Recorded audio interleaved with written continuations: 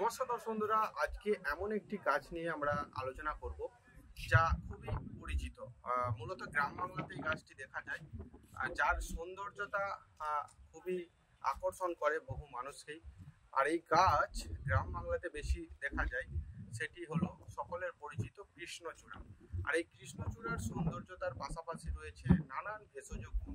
আমরা জানি সকলেই, বহু যুগ থেকে যদি দেখি, বহু যুগে আমরা দেখেছি ভেষজ নানান গাছগাছড়া দিয়ে বিভিন্ন রকম ওষুধ তৈরি হয়। সেই রকমই একটি গাছ হলো কৃষ্ণচূড়া। এই কৃষ্ণচূড়া আর যে ফুল এবং মূলত জ্বর এবং কোষ্ঠকাঠিন্যতে কিন্তু বিভিন্ন রকম ভাবে ব্যবহার হয়। সেই গাছের যে ফুলের সৌন্দর্যতা এবং সেই গাছটি অনেকেরই অজানা।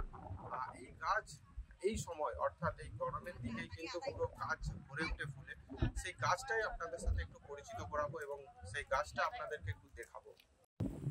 সেই অতি পরিচিত কৃষ্ণচূড়ার সামনেই আমি রয়েছি।